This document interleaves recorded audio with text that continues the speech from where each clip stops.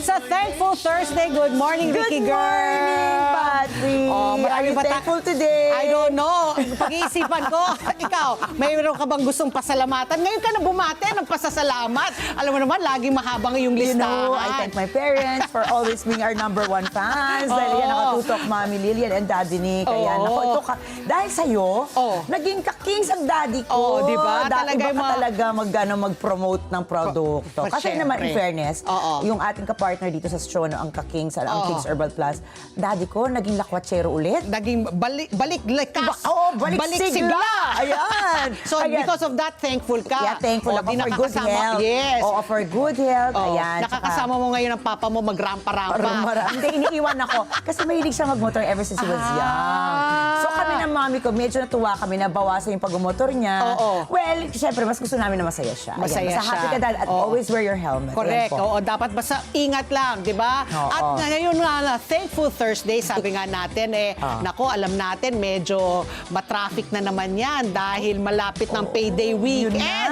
Kapit na lang. Kapit na lang. Isang tulog na lang, di ba? Bukas, payday weekend na naman. So, siguradong marami na naman mga sasakyan.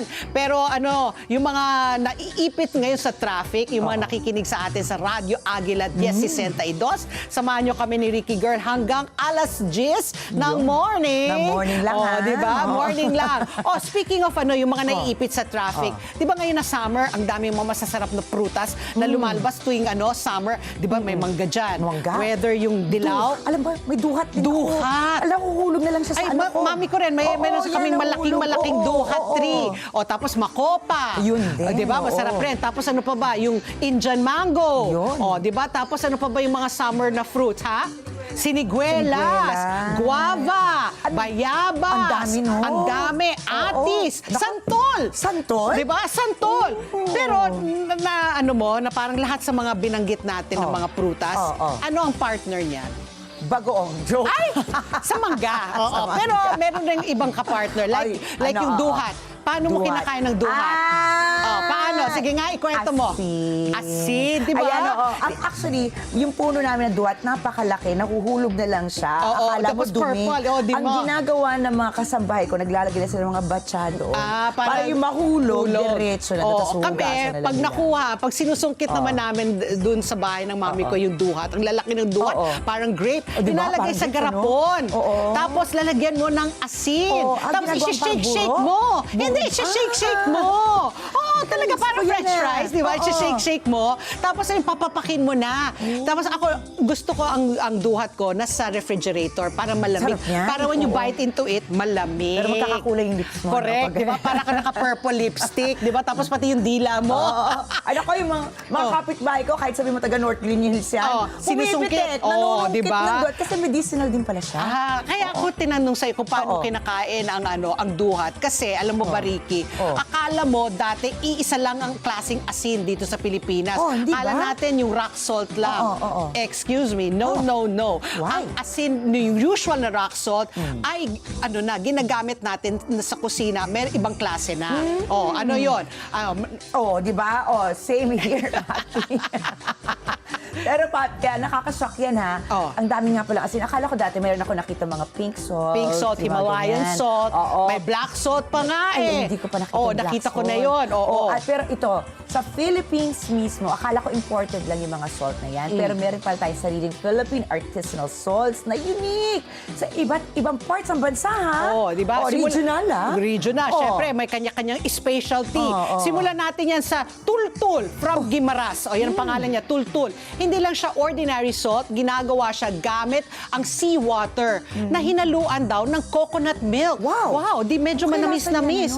Tapos pinapakuluan daw ito hanggang maging solid na black. Ay, Tultul. Yan ang tawag doon. Seawater na may coconut milk. Wow. So, naglalaban ang matamis at medyo, matamis, maalat. So, yan na. Naku, teka lang, matikman nga yan. Punta tayo dyan, ha? Tultul. At kadalasan, ginagamit din siya as a grating salt. Ibig po sabihin yan, kikis-kisin mo lang sa Kikis-kisin, ibabaw. oo. Hindi mo hahalikan, ha? Oo. Ayan, kikis-kisin mo lang sa ibabaw Parang ng pagkain. cheese. Yun, Oo. parang grated, ano? Oo. Like fish or rice. Smoky, slightly sweet, and may depth yung lasa dahil nga sa coconut infusion. Very traditional method pa na minana sa generations. Imagine No? Talagang minamana, no? Tapos ito, yung next natin. So may tultol, itong susunod natin na artisanal salt, itong sugpo, asin. Wow. Syempre, galing yan sa Pangasinan, Oh. di ba? Maraming salt beds dyan sa Pangasinan dahil ang init-init dyan, Oo, di ba? yan. Flatland. So itong sugpo asin naman ay cool kasi galing naman siya sa prawn pans, sa mga fish, sa mga shrimp pans. naku, edi may Di ba, lasa ka sa kinoculture? O di medyo malansa-lansa. Inisip ko naman parang may pagka-lobster siya. Oo. Pero after gamitin yung ponds, for shrimp farming, pinatutuyo yung tubig dagat na may natural minerals kaya nagiging pale pink ang kulay niya. Yan. So ito pala yung Oo. byproduct. Oo, at least diba? naisip Correct, pa nila yan, naisip ano? yan. Oo. Medyo similar yan sa gourmet sauce abroad, pero sariling atin to. May subtle, ito na yung gusto ko, seafood umami taste din siya. Masarap. Umami May means ulam ka. delicious. Oo. Kahit sabihin mo magdildil ka sa asin, parang may lasa na pala sa Nahipon, di ba? O di, ano na lang, sukang katapat yun niya. na lang. O ito naman, super unique. Yung asin tibuok from Bohol naman. Ayan, yan, tibuok. Ay, ito, kilalang-kilala yan. Oo. Mahal daw yan eh. Oo. Kilala rin yan as the dinosaur egg salt. Dahil sa itsura nga niya, di ba? Para nga siyang malaking itlog. O, di ba? O. Kaya naman, grabe ang proseso nito. Months ang inaabot. Coconut husks ang sinusunog para gawing ash. Tapos, doon daraan ang seawater before pakuluan sa clay pots. Ang resulta, isang solid egg-shaped salt na pwede mong basagin at kuskusin. I-grate. Yan. At dahil sa process na yan, may smoky, earthy flavor siya. Kaya favorite daw yan ng mga chef for finishing dishes. Di ba yung mga gourmet na mga chef, lagi sila naghanap ng mga unique Iba, na no, mga na lasa. mga lasa. Oo.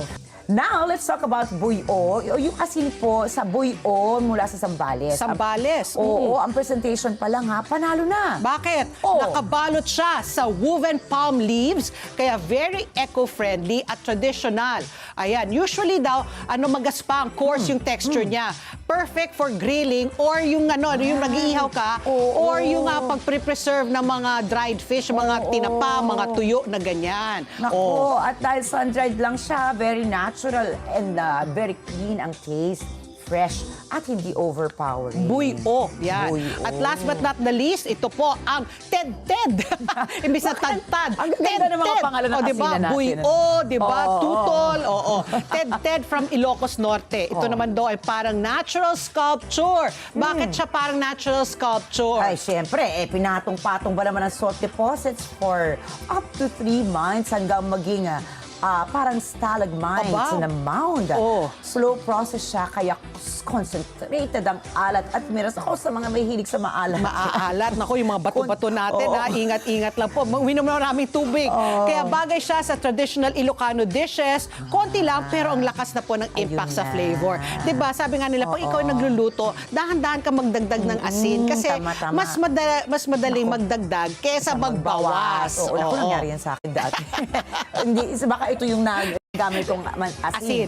So, ibig sabihin yan, hindi lang pala basta alat ang ambag ng asin. Each one adds a different nuance from smoky to sweet to umami. Yes, si Ted-Ted. At higit sa lahat, bawat asin may kwento, may culture, may tradition at craftsmanship ng mga Pilipino ng mga komunidad. Kasi talagang, passed on to generations, di ba? Diba? Yung paggagawa ng asin. Oo, kaya next time magluto tayo, hindi na lang asin, please. Baka sabihin natin, pass the asin, tibuok. Tibuok or the Bay-O. The Ted-Ted. Bay-O o the Ted-Ted.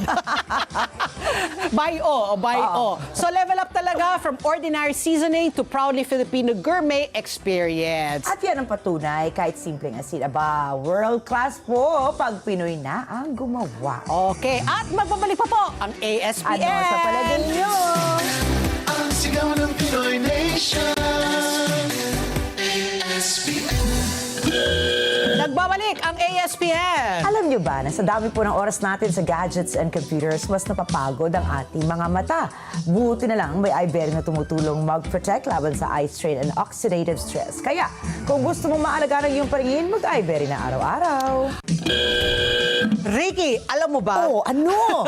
Noong May 28, 1946, nanumpa si Manuel Rojas bilang ikatlo at huling Pangulo ng Commonwealth Government ng Pilipinas. Nanumpa po si Manuel Rojas sa isang pansamantalang istrukturang itinayo malapit sa mga guho o ruins ng Legislative Building sa Maynila na ngayon bahagi na po ng National Museum of the Philippines. Nanumpa si Manuel Rojas alas 9:10 ng umaga, 9:10 ng umaga. At binigyan siya ng 19 gun salute bilang pagpupugay.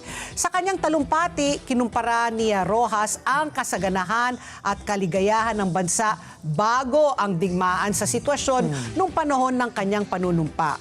Inilatag din niya ang mga pangunahing pulisiya ng kanyang administrasyon. Kabilang dito ang mas malapit na relasyon sa Estados Unidos, pagsunod sa bagong tatag na United Nations, national reconstruction, tulong para sa masa, social justice para sa working class, peace and order, pagtataguyod ng kapayapaan at kaayusan at iba pa. Nasaksihan ang panunumpa ni Rojas ng humigit kumulang 200,000 tao. Ang dami na nun, ah. Dami, 200,000. Eh parang nung mga panahon na yan, parang siguro 40 pa mga lang 1942, siguro baka wala pang 10 milyon. Wala pa, di ba? Tapos marami pa nasa probinsya noon. Wala pa wala pa. Manilization. Wala pa masyadong, parang kabayo lang yata ang means of transportation. Ang dami nun. Oo nga, So, ibig sabihin, 200. popular talaga siya. Pero Yes. tingnan mo, ang gaganda ng mga baro dati noong una pa. Parang At saka tingnan mo sila, they look so dignified. Ayun na Like nga. statesmen. Parang walang maghahabulan. Walang maghabulan, diba? walang Oo. walang laglagan, walang nagduduruan. Ayun na, walang nagsisigawan. Correct. May August halls pa May noon. August halls ang Senado. Samantala naman, ako, Papi, did you know? Did you know? May What? 28 din. Oh. 1898. Aba, mas Swerte luma. sa akin na 888. Mas luma, okay. Naganap po ang Battle of Alapan sa pagitan naman ng Filipino Revolutionary Forces na pinamunuan ni General Emilio Aguinaldo at ang Spanish Naval Infantry na pinamunuan naman noon ni Captain Pedro Castilla. Nangyari ito sa Alapan, Imus, Cavite. Ito ang kauna-unahang sagupaan ng militar sa muling binuhay na revolusyon laban sa Espanya kasunod ng pagbabalik ni Aguinaldo sa bansa mula sa Hong Kong. Nagtagalang labanan mula umaga hanggang hapon at nagwagi. Siyempre, ang mga Pinoy nang maubusan ng bala at sumuko na ang mga Kastila. Ang mga nabihag na kalaban at kanilang mga kagamitan ay dinala sa Cavite Puerto at ipinakita kay Aguinaldo. Bilang pagdiriwang ng tagumpay, unang itinaas ni Aguinaldo ang watawat ng Pilipinas na dinala niya mula Hong Kong sa harap ng Teatro Caviteño kasabay ng malalakas na sigaw para sa isang malayang Pilipinas. Ang pangyayaring ito ay nasaksihan ng mga Amerikanong opisyal at iba pang mga tao.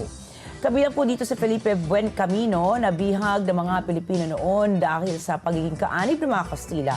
Traitor! Panahon niyo. Traitor! May kilala ko, traitor! Oo. Naganap ang labanan sa gitna ng palaking koordinasyon ng revolusyon sa Luzon kung saan nagpalabas si Aguinaldo ng mga utos para sa pangkalahatang pag-aalsa at pamamahagi ng mga armas. Matapos po ang mga tagumpay sa Cavite, ang watawat ng Pilipinas ay formal na inilabas noong June 12, 1898 sa pagpapahayag ng kalayaan. Tanda mo yun, diba? May tatlong babae.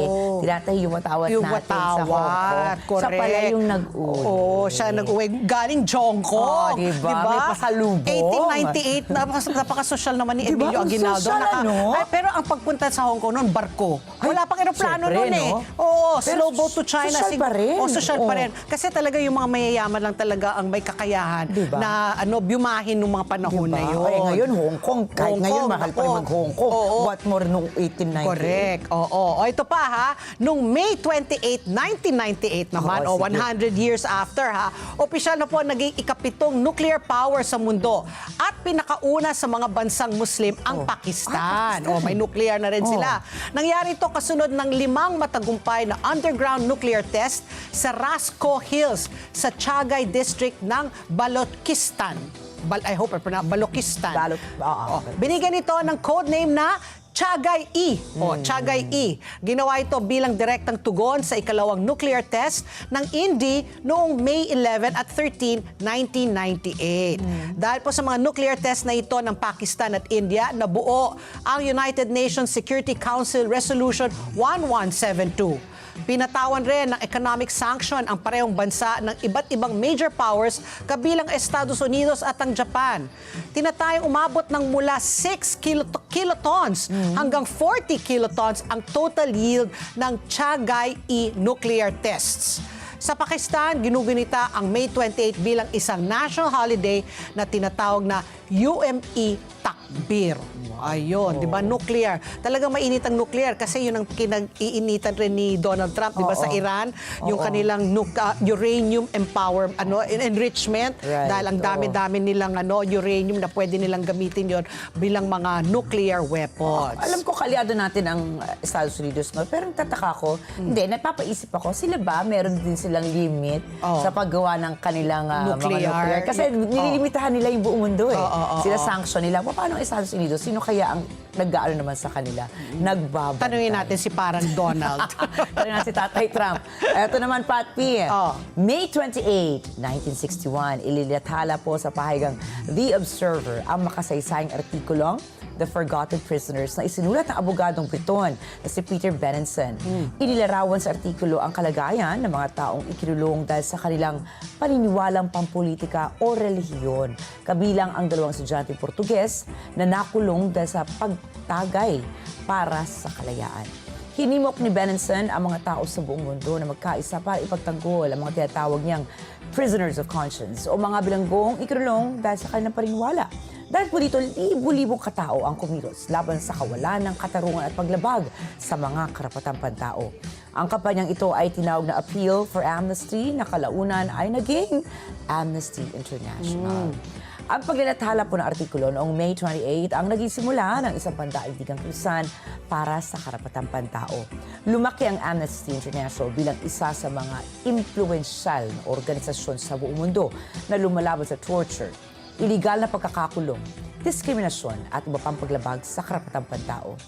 Samantala, noong 1977, ginawaran ng organisasyon na Nobel Peace Prize dahil sa pagtatanggol nito sa dignidad at kalayaan ng mga tao sa buong. See, di ba? You can fight for freedom eh. Hindi naman kailangan doesn't necessarily you always have to go out in the streets and shout and resort to violence. Di naman pagsusulat, di ba ginawa yun ni Jose Rizal, di ba? Yung Noli Me Tangere, ginawa niya yung panlaban niya sa karahasan ng mga Kastila. Tama. Okay. Makukumpleto na po ang Kaliwa Dam Project sa taong 2028 na naglalayong magbigay ng sapat na supply ng tubig sa Metro Manila.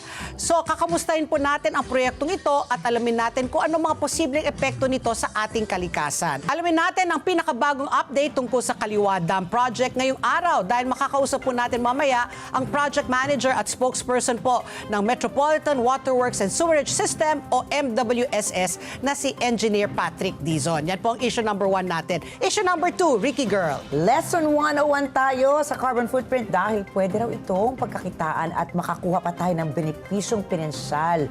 Lalo na po ang mga organisasyon, negosyo at kuminsan pati po ang mga komunidad ay pwedeng kumita. Pag-usapan natin kung paano pagkakakitaan ang carbon footprint. Kasama po natin mamaya si Climate Change Commission Commissioner Albert de la Cruz. Pati? Yan ang issue number 2. Issue number 3 naman po natin, hindi natin madalas naririnig ang sakit na cervical cancer dito sa ating bansa. Pero alam nyo ba na sa Pilipinas, libo-libong kaso po ang naitatala taon-taon kung saan karamihan ay nasa edad 15 to 44 years old lamang. Kaya sa ilalim po ng Proclamation number 368, Series of 2003, idineklara ang buwan ng Mayo bilang Cervical Cancer Consciousness Month upang palakasin ang awareness at pag-iwas sa sakit na ito. Para mas malaman natin ang tungkol sa cervical cancer at kung paano ito maiiwasan, makakausap po natin ang obstetrician gynecologist na may subspecialty training sa OB-GYN infectious diseases, si Dr. Patricia Co. So yan po ang ating tatlong issues na tatalakayin ngayong May 28, 2026. At magbabalik pa po ang ASPN. Ano sa palagay niyo? Ang sigaw ng Pinoy Nation. Information and education. ASP. A season of sharing and connection ka-Flash. This month, let's celebrate the simple joy of sending packages wherever you may be in the Philippines. From heartfelt parcels to important deliveries for loved ones, Flash Express is here to support every shipment. Enjoy shipping that's easier and more affordable with Flash Express.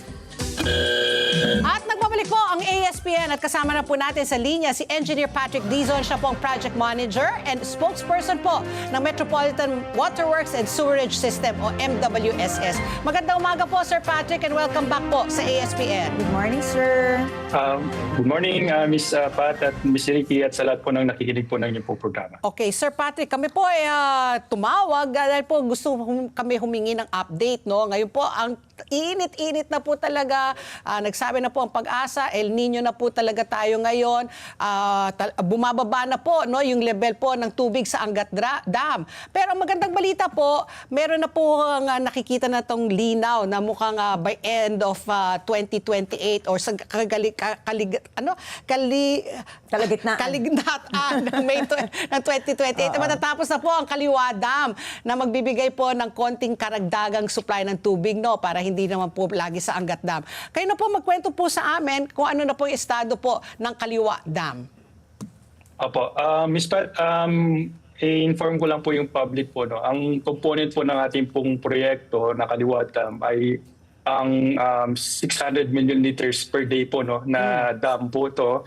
Kasama po dito yung ating po tunnel po, no, nasa 22 kilometers po yung haba po nito. So kung imagine nyo po, Miss Pat, ay ito po ay ang haba po niya ay mula North Edge hanggang doon sa may MOA. Yan po yung 22 kilometers. Ganun po yung kahaba po ng tunnel po na gagawin po natin para sa proyekto na to. At kasama din po dito yung ating pong outlet tunnel, portal na kung saan po, no, ay doon po dadali po yung tubig papunta naman po sa ating pong mga konsesyonaryo, ang Maynilad at Manila Water, para po masuplayan po yung ating pong water treatment plant po na gagawin po nila. Sa ngayon po, no, nasa 26% na po yung ating pong accomplishment dito sa proyekto na to. At approximately po, sa ngayon po ay yung ating pong tunnel boring machine, yung nabanggit po kanina 22 kilometers po, na ay nasa 3.4 kilometers na po kami. At nasa 20% na po yung ating pong nabubungkal po dito sa may tunnel boring machine dito sa ilalim po ng Sierra Madre. So yun po yung ating pong update po sa ating pong proyekto. Okay. So may follow-up question lang po doon. No? Magandang balita yan. No? Sabi nyo nga, nasa 26% na po ang completion rate. Tapos, may nakikita na ba tayong petsa kung kailan po matatapos? Kasi it just says here po, sa 2028, is it first, second, third, fourth quarter po? At magkano yung kabuuang budget po para dito po sa proyektong ito? Opo, ang tinitingnan po natin po, no, ay matatapos po ito by either last quarter po ng 2028 at makapag-supply po siya ng 600 million liters per day pagdating po ng 2029, kasi kailangan po natin punuin po, no, yung tubig po dito sa ating pong reservoir. So yun po yung ating pong tina-target po, no, na masupplyan po yung ating pong concessionary ang Maynila at Manila Water sa sa 2029 po. Magkano po yung kabuong proyekto po, yung budget po na inilaan?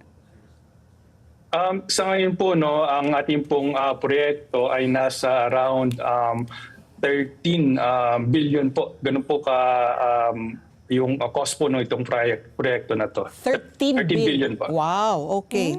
Okay, well, it's good news po, no? Dahil nga lagi tayo nakaasa, Patpi, no? Tsaka sir, no, sa Angat Dam dito sa Metro Manila. 90% of our water supply always doon. Kaya kapag El Nino, nako, problemado po tayo at ang MWSS kung saan tayo kukuha ng tubig lalo pa magka-shortage. Ito po, good news, pero bilang pong isa namang siguro environmentalist din po at marami rin po kami dyan dito, hindi po ba parang ang debate po ngayon, isasakripisyo po natin ang bahagi ng Angat Dam? At ngayon po, nabanggit nyo nga na meron po tayong completion date na hinahabol.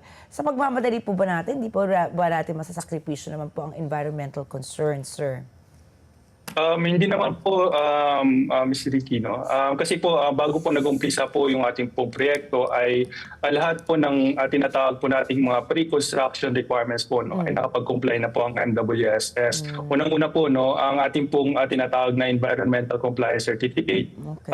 Na-issue po ito ng ating pong Environmental Management Bureau ng DNR noong October 2019 pa po, bago may mag-start po ng proyekto. Kasama na din po dito po, no, yung ating pong tinatawag na special use agreement po in protected areas. Kasi po yung ating pong location po ng ating dam ay ang location po niyan ay nasa protected areas po. No? Dalawang protected areas po yung ating pong maapektuhan po dito. So sa part po ng Rizal, ang tinatawag po nating Kaliwa River Forest Reserve ay na-issue na rin po ng ating pong DNR, yung ating pong Protected Area Management Board po. No? Yung ating pong SAPA noong July 2023. At sa may part naman po ng Quezon area po, no, ay na-issue na rin po yung ating pong Protected Area Special Use Agreement noong November 2023. So continuous naman po, Ms. Ricky, no, yung ating pong coordination sa ating pong management board po ng DNR at nag-create din po tayo ng tinatawag po nating mga multi-partite monitoring team po. No. Ito po yung grupo po, no, it's an interagency group po, no, sa bawat sangay po ng gobyerno at ating po mga NGOs po, no, na doon po kami nag-update po, no, yung ating pong lahat po ng mga ginagawa po natin sa proyekto at doon po na-discuss po, no, sa grupo na to kung may mga paglabag ba ang NWSS sa environmental compliance po na nakalagay po sa EC. Okay. So sir, mabibigyan po natin ng garantiya ang publiko na bilang itong Sierra Madre Range nga na napaka-importante sa atin dahil alam naman po natin this is our natural shield kapag po may mga bagyo at iba pang kalamidad. Hindi po talaga magkakaroon ng deforestation or kung ano man na makakasira po sa ating kalikasan sa pag-construct po ng ating dam? Actually po, simula pa lang po nung ating pong conceptualization po ng ating pong proyekto ay ginawa na po yung tinatawag nating environmental impact assessment. Ito po yung dokumento po, no, na ito po ang basis po ng Environmental Management Board kung saan po, no, nakalagay dito yung Environmental Management Plan na dapat gawin po ng ating pong ng NWSS as an implementer po ng project para ma-lessen po yung ating pong impact dito sa environment. Ayon po sa study po namin mo sa feasibility study, yung footprint po ng ating pong Kaliwa Dam po, no, ay limited lang po, no, at hindi naman po maapektuhan yung buong Sierra Madre kasi ayon po sa ating pong study po, nasa around 10% lang po yung affected po dito sa ating pong Sierra Madre.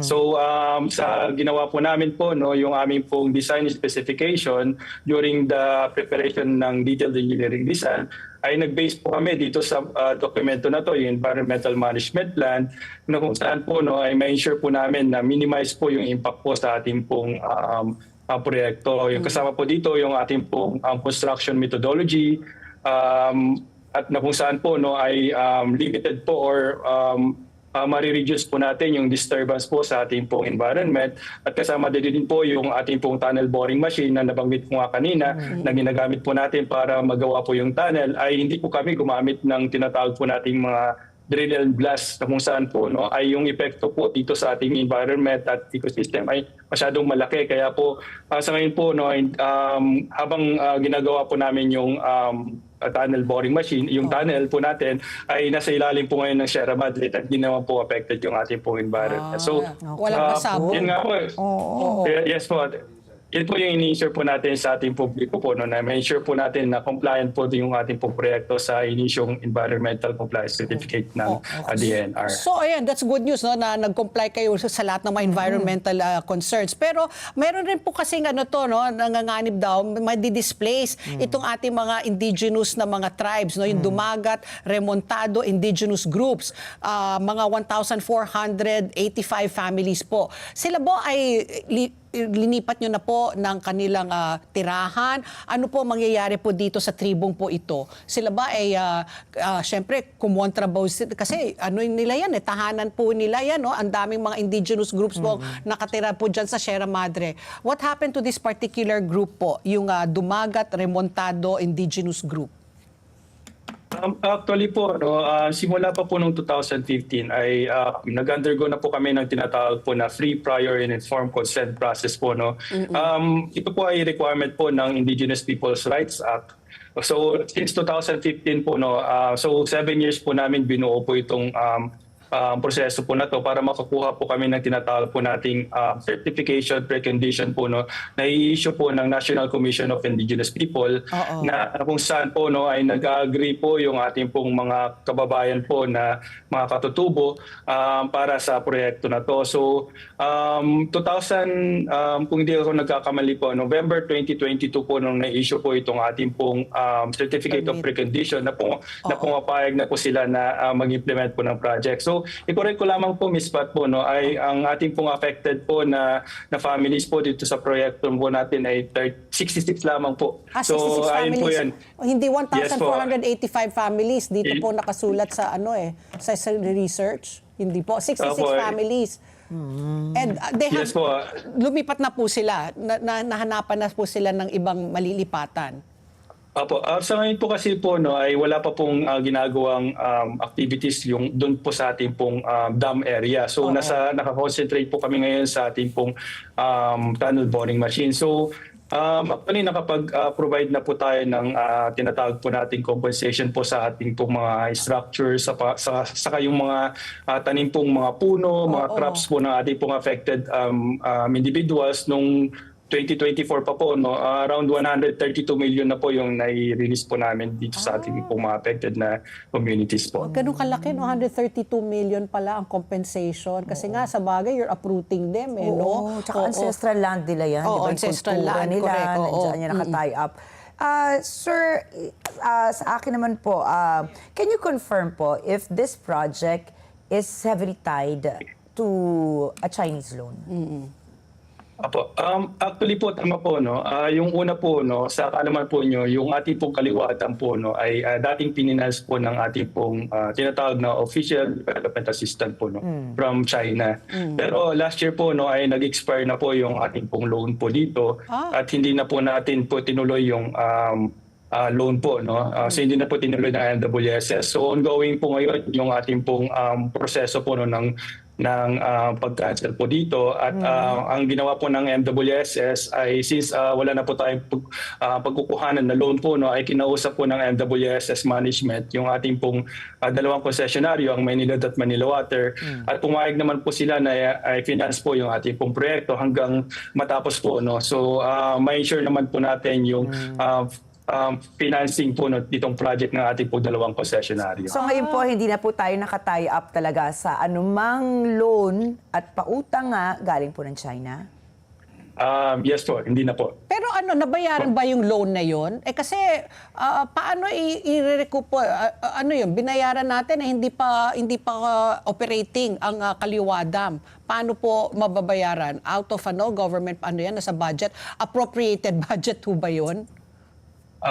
Sa MWSS po kasi po, no, ay hindi po tayo kumukuha po ng budget po sa ating pong GAA. So ang ating pong concessionaryo, ang Maynilad at Manila Water, sila naman po yung beneficiary ng project na to, ay sila po yung magbabayad po ng mga nai-release na pong pondo. So ongoing po yung ating pong computation po sa mga na-release na po na pondo at ongoing din po yung ating pong pakikipag-usap sa ating concessionary kung paano po natin mabayaran yung mga pondo na to.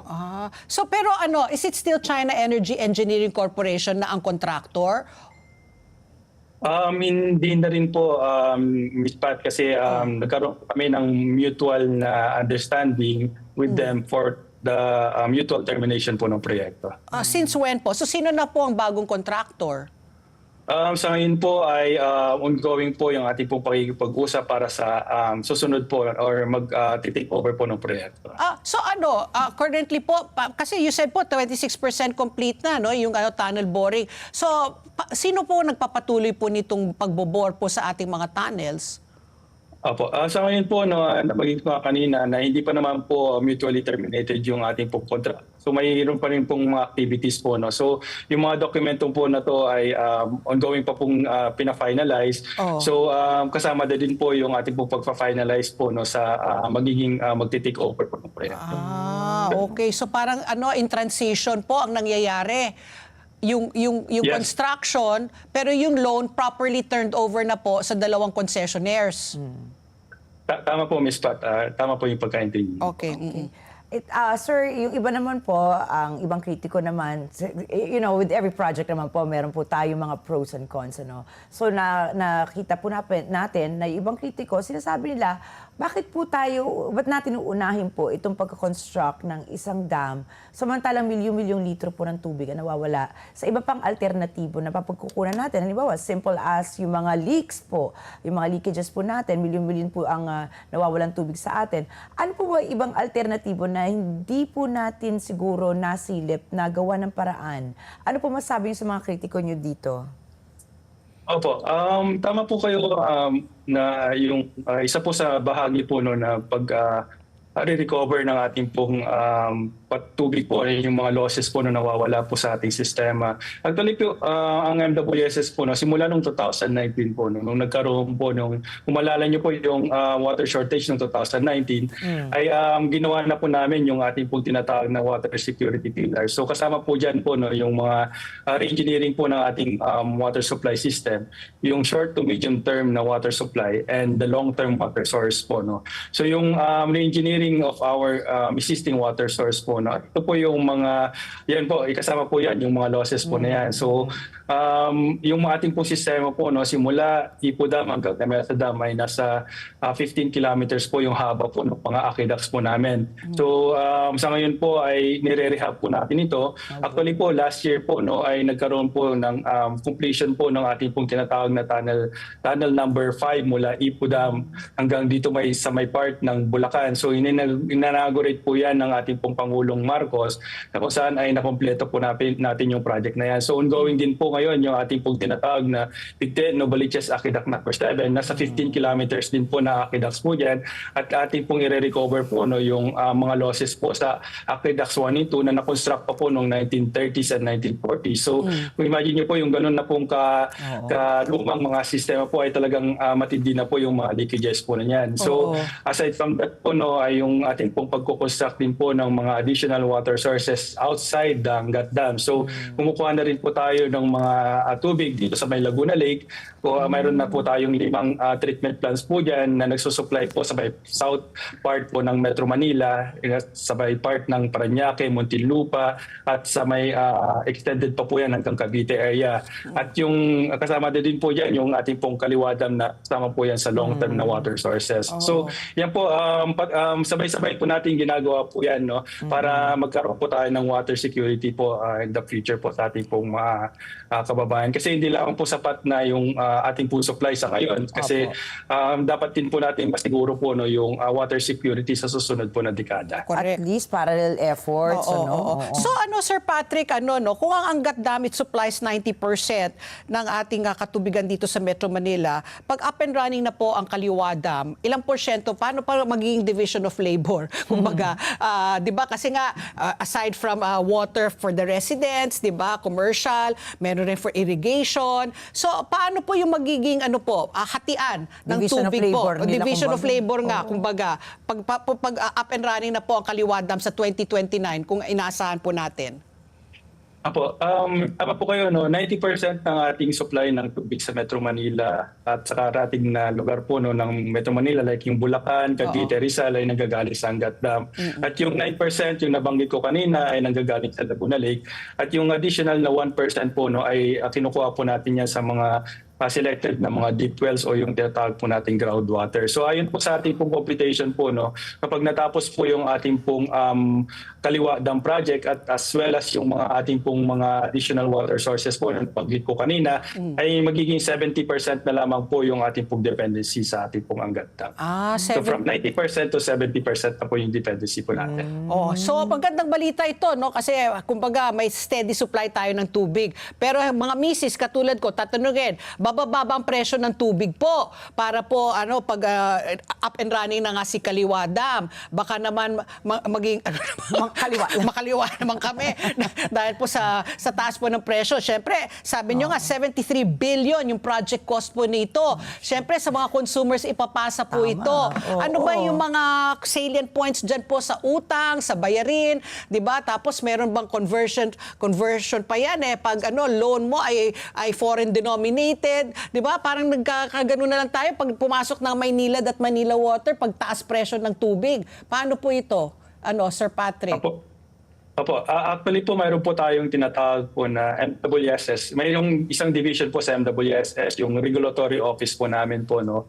So sila po yung nagmamanage po. No? So nag-check po kung prudent or efficient ba yung expenditures po ng ating pong mga konsesyonaryo po. No? So every year po, every 5 years po ay nagkakandak po ng rate rebasing period po kung saan po ay pinopropose po ng ating pong mga konsesyonaryo yung mga projects po na i-implement po nila katulad po ng additional na treatment plant, mga pump station, mga pipe laying po. So every 5 years po yung ginagawa sa atin po ng MWSS po. No? So and every year po ay dyan naman po nangyayari po yung prudency and efficiency checking ng mga expenditures ng ating pong concessionaryo. So kaya po papansin niyo po every January po ay nagkakaroon po ng either pagtaas, pagtaas o pagbaba po ng ating pong water rates po. So yun po yung chine-check naman po ng ating regulatory. Regulatory, highly regulated. My last question, do you have any question pa? Siguro ako lang po dahil ito nga mag-June na po. Di ba, usually po, nitong mga nakalipas po mga taon, well, mula nung bata ako, pag sinabi mong June, tag-ulan na, pero alam naman po natin yung climate change, di mo alam kung kailan matatapos talaga itong El Nino. Masisiguro doon nyo po ba sa aming mga consumers na hindi magkakaroon ng kakulungan sa tubig? Sa ngayon po, since nagbabadya po yung tinatawag po nating strong El Nino po, Super El Nino. Yes po. Halos every week na po kaming nag-meet po ng ating pong National Water Resources Board po. Kasi meron po tayong tinatawag na Angat Dam Technical Working Group po. So kasama po kami dyan sa technical working group po na yan. Kasama din po yung ating pong Pag-asa, ang National Power Corporation, ang National Irrigation Administration, at lahat po ng mga stakeholders dito sa Angat Dam. Kasi nga po, ay kailangan po natin po na ma-conserve po yung tubig po sa ating pong Angat Dam pagdating po nitong summer. Kasi po, wala pa po tayo sa kasagsagan po ng init hanggang December. So, ang tinitingnan po natin po ay ma-ensure pa ba ng ating pong reserva yung ating pong pangailangan sa susunod na mga araw. So, every week po natin tinitingnan po yan. So, sa ngayon po ay hindi pa naman po natin nakikita na magkakaroon po tayo ng water shortage. Kasi nga po, kasi po hindi na po kami ng approval from the National Water Resources Board na i-implement na po namin or i-activate po natin yung ating pong contingency and mitigating measures po. Like yung ating pong mga groundwater or yung mga deep wells kasi nasa around 100 plus po yung ating pong na-construct po sa buong palibot po ng Metro Manila para just in case po na may mangyaring or magkaroon pa ng kakulangan sa ating tubig ay may magamit po tayo. So na-request po na po natin ito na ma-operate po pagdating po sa summer. Okay, so syempre kung may Kaliwa Dam, dapat may Kanan Dam rin, 'di ba? Talaga naman talaga sila, 'di ba? May Kaliwa at Kanan Dam. So Sir Patrick, ano na po ang status rin ng Kanan Dam? Nauna lang po ang Kaliwa, 'di ba? Kasi hinahabol rin po ang Kanan Dam. Opo. Actually po, yan po ay kasama po. Yung Kanan Dam po ay kasama po sa ating pong long-term water source development project po. So meron na po tayong unsolicited proposal po nang nanggaling sa private companies po na willing po na i-construct po itong Kanan Dam po. So ang capacity po nito ay around 1,800 or 1,800 million liters per day na capacity po ng dam na to. So pagdating po ng para hindi na po tayo magiging mainly dependent po sa ating pong Angat Dam. Kasi po ang ating Kanang Dam po pag nag-construct po yan ay almost the same po ng capacity po niya ng Angat Dam. So yun po yung ating pong tinatarget na ma-implement din po sa susunod na mga taon po. Ayun. So nauna lang si Kaliwa dahil mas maliit, no, 600 million liters as opposed to Cannon Dam na 1,800 1,800 mas maliit pala ito. Mas maliit pala ang Cannon Dam kaysa sa Kaliwa Dam. Pero mas nauna lang ang Kaliwa. Yes, tama po. Oo. Ito po yung first phase po natin yung Kaliwa at ang second phase po natin ay yung Cannon Dam. And Metro Manila rin ho ba ang isaserbisyo po ng Cannon Dam? Yes po, buong Metro Manila at kasama po yung ating pong karating na probinsya ng Bulacan, Cavite, sa Rizal po. Oo, kasi by the time, naku, talagang dumadami ng mga Pilipino, no? Tapos ano talaga, climate change tuwing summer, pahaba talaga ang dry season. Naku, maraming salamat po, Engineer Patrick Dizon, at magandang balita po ang hinatid nyo. At least assured po tayo, may tubig. Hindi nga lang natin alam kung mahal ang tubig, pero mas okay na ang Kesa walang tubig. di ba? May Oo. magkakasakit ka, mabaho. Oo, Tapos, oo. naku, hindi natin alam kung wala talagang tayong tubig, yung kapaligiran natin, marumi. Maraming salamat po, Engineer Patrick. Sa susunod po muli. Thank you, sir. Maraming salamat po at magandang umaga po sa atin. Ayan po, magandang umaga ulit kay Engineer Patrick Dizon mula po sa MWSS. Nini Beauty Essentials for beauty, cosmetic, and personal care.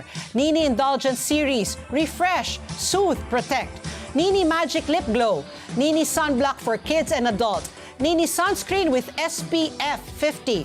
King's Herbal Growing Glory Shampoo. King's Herbal Deo Cream. King's Herbal Intimate Wash for men and women. Naturally beautiful, naturally clean, the power of nature for your skin's dream. Beyond Binini, your best partner in beauty, health, and wellness. Nini Beauty Essentials. Ayan po. At sa aming pagbabalik, makakausap naman po natin si Commissioner Albert de la Cruz mula po sa Climate Change Commission para pag-usapan po natin ang pagsukat po ng carbon footprint na pwede pong pagkakitaan ng ating bansa. Ito po yung pong pag-uusapan natin sa pagbabalik po ng ASPN. Ano sa palagay nyo? Ang sigaw ng Pinoy Nation. ASPN. Bilang mga Pilipino, masipag tayo, matiisin at inuuna natin ang ating pamilya. Ngunit sa dami ng ating responsibilidad, madalas nakakalimutan nating alagaan ang ating sariling kalusugan. Tandaan po natin, ang malakas na katawan ay mahalaga upang patuloy tayo makapagtrabaho, makapag-alaga ng pamilya at ma-enjoy ang buhay. Ang King's Herbal Plus ay isang all-natural food supplement na may 80 powerful ingredients mula sa herbs, fruits, and vegetables for men and women na tumutulong sa overall wellness at vitality ng katawan. At bilang pasasalamat sa inyong patuloy na suporta, may 1 milyong pasasalamat promo ang King's Herbal Plus kung saan maaari kayong manalo ng hanggang 500,000 pesos in cash. Mabibili ang King's Herbal Plus sa Mercury Drug, Watson's, South Star Drug, Rose Pharmacy at iba pang leading drugstores nationwide. King's Herbal Plus, balik lakas, balik sigla, hatid ay pag-asa at saya. Nagbabalik po ang ASPN at kasama na po natin via Zoom ang ating suki. Nako, masarap ang kwentuhan natin kasi kasama na po natin si Commissioner Albert de la Cruz mula po sa Climate Change Commission. Magandang umaga po, Commissioner Albert. Welcome back po sa ASPN. Good morning, sir. Yeah, maganda pa po kayo sa umaga, Miss Ricky and Pat. Again, maraming salamat po sa pagkakataon. Kasi the last time we had you, sabi natin, ano ba yung carbon footprint? Lagi po Oo. natin yan pinag-uusapan. Tapos sabi nyo, sige, isipin nyo na lang para kayo may backpack. Tapos yan yung iniiwan ninyo. Pero sabi nyo nga, pag-usapan natin lengthily kasi yung carbon footprint po natin, pwede po natin gawin yan, pwede natin pagkakitaan yan kung tama po ang paggamit po natin ng ating carbon footprint. So, Commissioner po, Tama. kayo po mag-explain sa amin what is a carbon footprint at paano po tayo pwedeng kumita po dyan. Yan, gawin natin ito sa mga pamamaraan na maintindihan ng ating mga mamamayan. Ano? Correct. Tama po kayo, no? Para mag-backpack. Minsan ako mayroong dalang backpack, nakalimutan ko. Papunta ako ng Manila, galing ako ng Pampanga, sa probinsya namin. Oo. Nasa gitna na ako, nasa Bulacan ako, binalikan ko pa. Kasi nandun ang cellphone ko, nandun yung baon ko, nandun yung wallet ko. So, balikan ko yung backpack ko. Ngayon, tayo, sa usaping carbon footprint, tayo lahat ay may dala-dalang backpack. Pero yung backpack na yan yung tinatawag nating backpack ng mga kasalanan. Ay, Yan. aray. Yan. Tayo lahat pala yung may kasalanan. Kaya ang pagbabago ng klima ay tinatawag na anthropogenic. Unfortunately, ang ating mga libro sa pagbabago ng klima, ito yung nakasulat sa lingwaheng banyaga na hindi masyadong naiintindihan kaagad. Kamukha ng anthropogenic activity, anong ibig sabihin? Napakasimple naman yan. Gawang tao ang ibig sabihin. Okay. So yung gawang tao, kasalanan natin, na hindi pala natin alam na kasalanan pala, yung magpausok ng magpausok, yung magsunog ng basura, kasalanan. Yung akala natin, nung ako noon, nung bata pa ako, yung lolo ko, sabi niya, kailangan pagkatapos mo magwalis, sigain mo. Siga, correct. Nagpapasiga. Yeah, which mali pala yun. Oo nga. Ngayon, may science na, may science behind. Ang sinasabi, yung mga yan, kapag yan ay nagkaroon ng tinatawag na open firing, yung tinatawag na open firing, yung direct combustion. Kapag direct combustion, yan ay magkakaroon ng sunog dahil may oxygen. Kaya ang ginagawa sa Lubotas ngayon ay tinatambakan. Tinatambakan soy. siya Oo, ng lupa para yung matigil. Pero nahihirapan silang magpatigil. Bakit? Kasi aside doon sa natawag na open firing, meron ding anaerobic firing. Kaya Anaerobic? dyan sa Nabotas, anaerobic, ibig sabihin yung walang hangin, walang oxygen. Okay. Kaya nagkakaroon tayo ng gumagawa ng uling, di ba? Yung mga kapatid natin, mga Aita, kapag gumagawa ng uling, ginagawa nila sa ilalim ng lupa. Tinatabunan nila. Oo. So may firing pa rin. Ang nangyayari ngayon sa Nabotas, kahit tabunan mo yan ng lupa, may firing pa rin sa loob. Yan. O yung maari yan na maaring nasusunog pa rin sa baba, hindi lang natin nakikita. But unfortunately, yung methane emission yan, bumubuga pa rin. Hindi mo nakikita yung sunog, pero bumubuga pa rin kapag mayroong usok. Yan din ang nangyayari noon sa Smoky Mountain. Walang sunog, pero may usok. Sa ilalim. Ganyan din yung mga sa ilalim. Ganyan din yung mga bulkan, may sunog sa ilalim, anaerobic, kaya umuusok sa labas. Kaya napag-usapan natin yung mga usok-usok na yan, yan yung tinatawag nating greenhouse gas emission. Yan. Yun, GHG. Ngayon, bakit nagkaroon ng greenhouse gas emission, gawang tao? Dahil sa ating backpack, yung carbon footprint. Ngayon, mayroong yan kung paano natin tayo makatulong. Yung ating mga carbon footprint o yung tinatawag nating backpack of footprint, kapag yan ay ating iniwan, kailangan yan ay huwag nating iwan kahit saan-saan. Yung footprint natin maaring mawala sa pamamagitan ng pagtatanim ng puno. Ayan. Meron tayong tinatawag ngayon na platform. Di po ba? Meron tayong Facebook. Meron tayong iba't ibang social media. Correct. Ngayon, isama na natin sa ating mga social media yung paggamit ng tinatawag nating ecosaver.earth. Yan. Pwede natin i-google yan. ecosaver.earth. I-visit po nyo yan at makikita ninyo ang tinatawag na carbon calculator. Yan. Kung mapakita nyo ecosaver.earth, yung ating individual carbon calculator, makikita nyo po dyan. Yan. Protect, promote, and prosper. Kapag yung ating palang backpack na sinasabi, yan ay ating kinalculate yung ating carbon footprint, then alam mo ninyo, nung tayo mga nanliligaw sa ating mga asawa, kung minsan humihingi tayo, may pag-asa ba ako? May pag-asa pa ba? Pag-asa ko. At the count on the scale of 10, nasaan ang aking pag-asa? Nandun ba sa 5, 6, 7, 8, o G? O 0. Ganun din yung ating o 0. Wala kang pag-asa. Sa ating carbon footprint, we need to measure what we treasure. Lagi natin sinasabi yan. Measure what Simply you because we cannot manage what we cannot measure. Kaya nga, naghihingi lagi, may pag-asa ba ako? Ang sagot dito sa carbon footprint natin, may pag-asa. Pero kailangan alamin natin kung gaano kalaki yung ating pag-asa. Makikita natin yan doing the carbon calculator. So madali lang yan. Yung kwento ating tinatawag na lifestyle, yan. Ilang beses ka maligo sa maghapon, ikaw ba'y naglalakad lang kung pwede kang maglakad? O ikaw ay sumasakit sa sasakyan? Ikaw ba'y mahilig sa mga tinatawag nating binocal o laging imported o kaya lagi kang add to cart na tinatawag. Add to cart ka lagi. O ikaw ay bumibili ng mga tinatawag nating local food, local manufacturing. Ikaw ba'y mahilig sa gulay? O lagi kang kumakain ng baka kaya mataas ang arthritis mo? Ay, oo. Kaya kapag ginamit mo ang carbon calculator, katulad ko, ako ay overweight, pero alam po ninyo, noong nakaraang 6 na buwan, ako'y mas malaki. At using the carbon calculator, nawala ang mahigit 10 kilo sa akin. Wow. Kasi nakita ko pa, nakita ko po na ang pagbabago ng klima, it is one way of nature telling us what to do. Ano po bang ibig sabihin nun? Ako ngayon ay may bisikleta. Kung ako'y tutuko sa kabilang kanto, magbibisikleta na lang instead na ako'y magtataksi. Correct. Maaari ka rin maglakad. Ngayon, kapag bumili ka, tignan mo rin kung ang binili mo ba ay processed food o baka mayroon namang gulay, mayroon tinatawag nating mga green leafy vegetable. Ako ba'y laging nagpa-fast food o yung aking Lutong bahay. sobrang pagkain ng breakfast kailangan kong ilagay na lang sa akin lunchbox. Nung ako'y nag-aaral tayo, yung generation natin, wala namang fast food noon, kaya meron tayong baon. Tapos yung baon natin, yan ay nakabalot sa dahon ng saging. Wala pa namang maraming plastic noon. Kapag ako'y pinabili ng lolo ko, ng mantika, ay ako'y may daladalang Garapon. bote. Garapon. Ako'y bibili ng suka, mantika.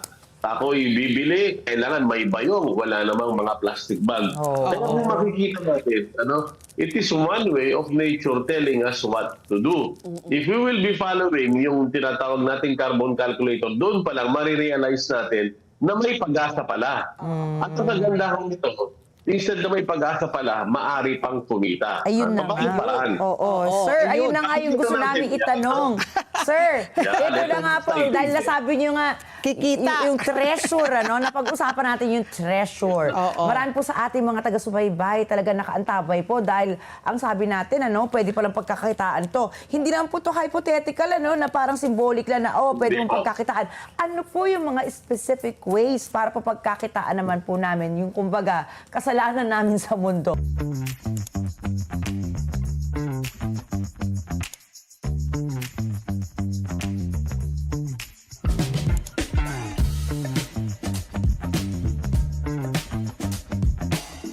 Are not at peace with the creation. Yan.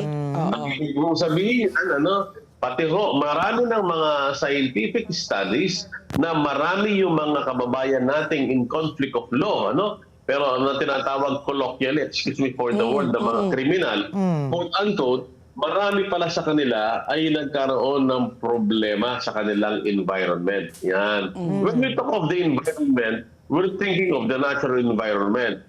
But the natural environment, yung impact niyan, ay nandun din sa gawang tao. Kaya marami po ngayon, yung mga tinatawag nating men in conflict of law, meron tayong panukala na para sila ay magkaroon ng community with our community, commune with the community, they need to have a commune with nature. Ganon din po tayo, halimbawa, plastic. Doon sa ating eco-saver, mayroon tinatawag na green facility. Tignan natin doon sa ating tinatawag na green facility, green credits. Nakikita natin yung number 1 dyan, plastic credit. Ay, sus. Yung ating mga plastic, okay? Yan ay maaari nating ipunin. Maaari nating kiluhin at yan ay binibili. At kapag yan ay ating nire-registered sa ating ecosaver.earth, kakaroon kayo ng plastic credit. At ang plastic credit na yan, mayroon tinatawag na international protocol. Makikita din yan sa ating ecosaver.earth. At yan ay kikita ka. Kapag ikaw ay mayroong 1 toneladang plastic, yan ay kikita, yan ay maaaring ma-recycle. At the same time, kapag tayo sumali sa mga cooperative or organization na marami yung plastic, magkakaroon ng additional plastic credit sa ating international protocol at mayroon din under the EPR or Extended Producer's Responsibility. Bisitahin mo natin yung ecosaver.earth at makikita ninyo ang plastic credit. May kita, may monetization. Pero ang impact niya napakalaki. Ang microplastic na galing sa mga plastic, yan ay nagkalat niya ang study ng ating UP Marine Science at ang Mindanao State University, ang ating Laguna de Bay, which is the source of the 70% of the freshwater resources sa ating metro area, NCR, specifically, ang ating southern area ng Metro Manila is already infected with microplastic. Yikes. Ang microplastic, makikita niyo yan, yung tinatawag nating bisphenol A or BPA at ang VCD or vinyl chloride. Ano yung mga yan? Yan yung mga compound na ginagamit sa paggawa ng plastic. At yan ay mga carcinogenic. Yeah. Diyan din nagmumula yung mga cancer. Diyan nagmumula yung erectile dysfunctions at ang pinagmumula na tinatawag nating breast cancer at ADHD. Anong ibig ko sabihin? Totoo, may monetization, pero yun po'y bonus lang. If we protect our natural environment from plastic, we protect our environment from microplastic. Correct. Okay? Pero- plastic pala yung pinag-usapan natin yan. Yes, Wala ma'am. po iba. Kasi I was going to ask Commissioner, paano po yan? No? Tayo po, kilala tayo sa buong mundo, sachet economy. Lahat po natin, binibili natin sachet sa tingi-tingi. Shampoo, pati, suka, mantika. Lahat po yan, yung sachet, gawa sa plastic po yan. Paano po natin may papalit po yung ating pagkonsumo po ng mga produkto na gamit po ang sachet? Kasi nga, maganda nga yan, no? Pwede mong i-turn over yan para kumita. Pero that shouldn't be the main goal. The main goal should, kung pwede nga, totally eliminate na the use of plastic, lalo na yung single-use plastic. Paano po natin po yan magagawa? Yeah, tama po kayo, ma'am. Ano? Tama po kayo. Walang talagang silver bullet, so to speak, na yung isang paraan lang para sa sustainability. Kaya tinatawag natin dyan, all hands, all head on deck. All hands yung on deck. suggestion, all hands and head on deck. Ibig sabihin, magsama-sama na tayo dito. Kasi we're only living in one planet. We have a common planet. We have a common home. Kaya bahay natin ito, tayong lahat maglinis. Tayong lahat ay mag-preserve. Tayong lahat ay mag-protect. Tayong lahat ay mag-promote.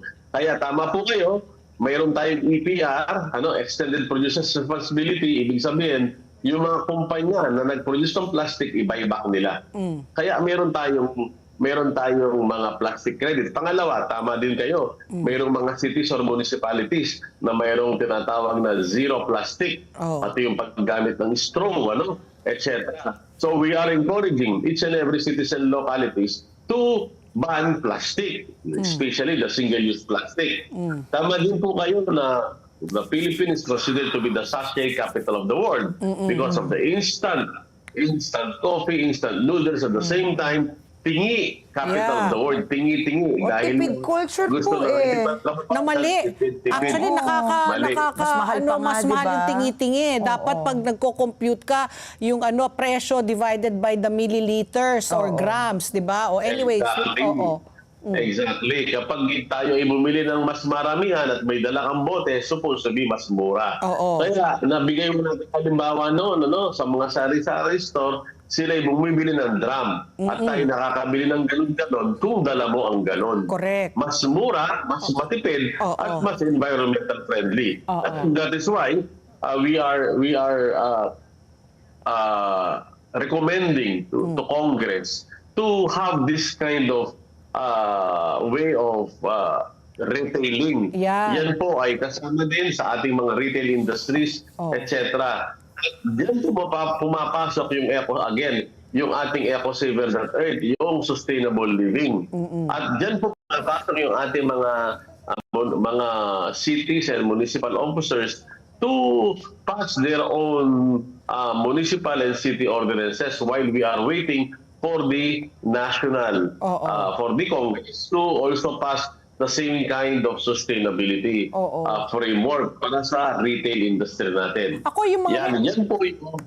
Yes, ma'am. Di ba, Commissioner, dapat mga low-hanging fruits, napakadali po magkaroon na ng mga refilling stations. Di ba? Sa lahat ng mga supermarket, kunyari, imbis na toyo, kung you cannot afford talaga yung toyo na isang bote, which is more environmentally friendly than sa mga sachet, edi dalhin nyo na lang yung container ninyo. Tapos sabihin nyo, kunyari, 10 pisong toyo, na doon na lang po, di ba, refilling station. Good business idea yan, Pati, Oo, ah. di ba? Yung mga Oo. mantika, toyo, patis, suka, oo, ayun. shampoo, Yes. conditioner. Pwede di ba? ba idea Tama po yan, kayo. ah? Oo, eh, That is why we are pushing for cooperative store. Ano? Oo.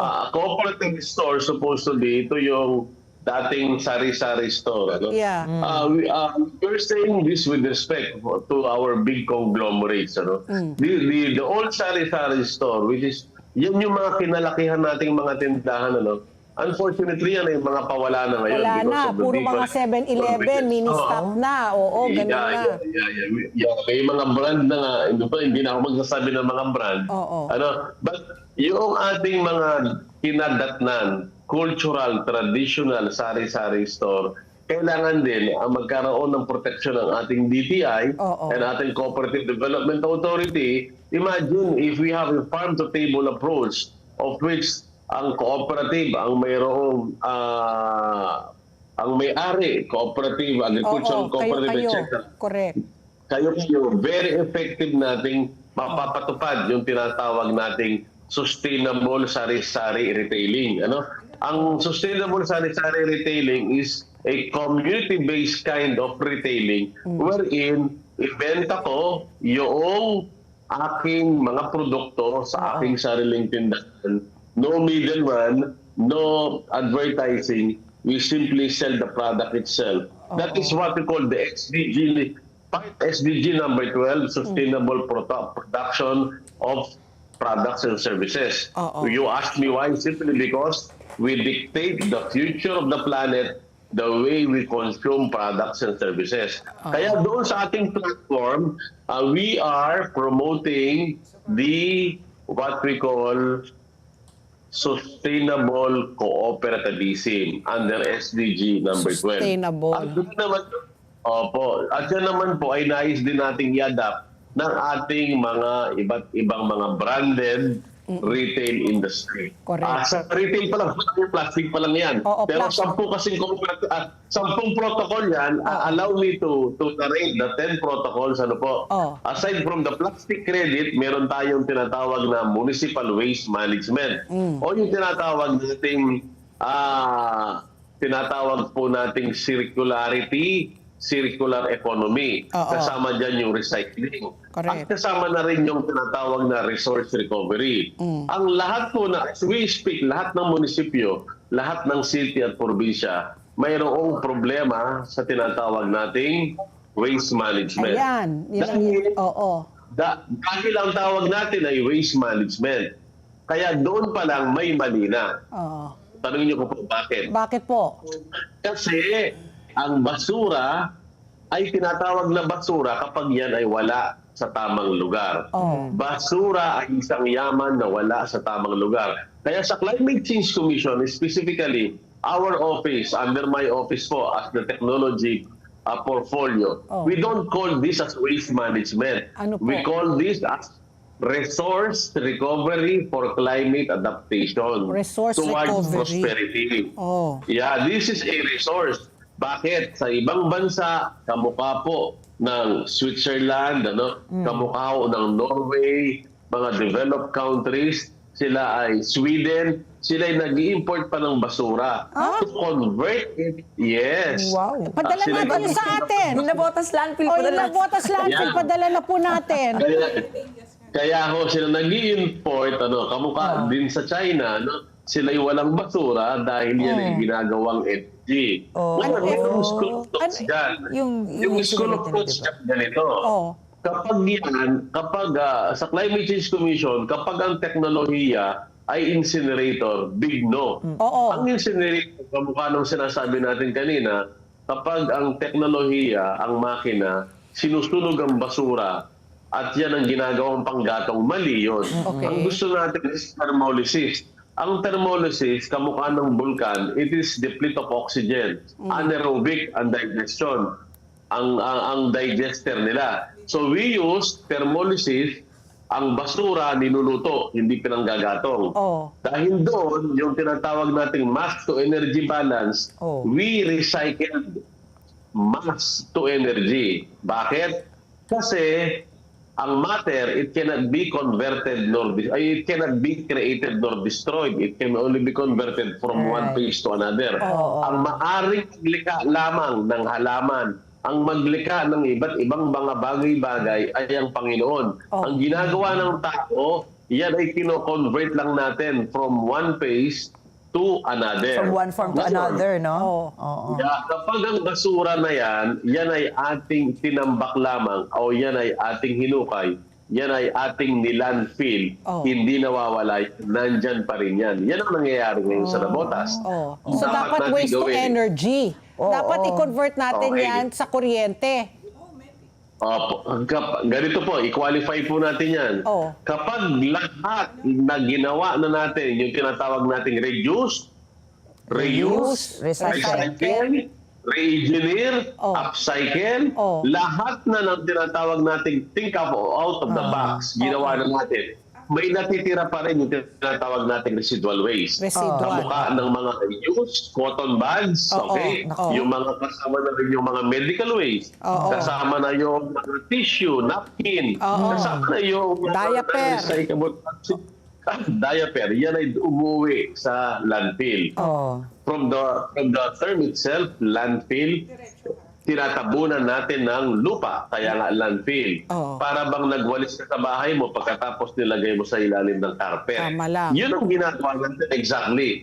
Pero yan ay hindi nawawala. Kaya ang gawin, yan ay kailangan magkaroon ng mass to energy upang yung energy na nandyan sa ating mga matters or mass, yan ay ma-convert. Yan ay kasama pa rin sa tinatawag nating circular economy. Circular economy.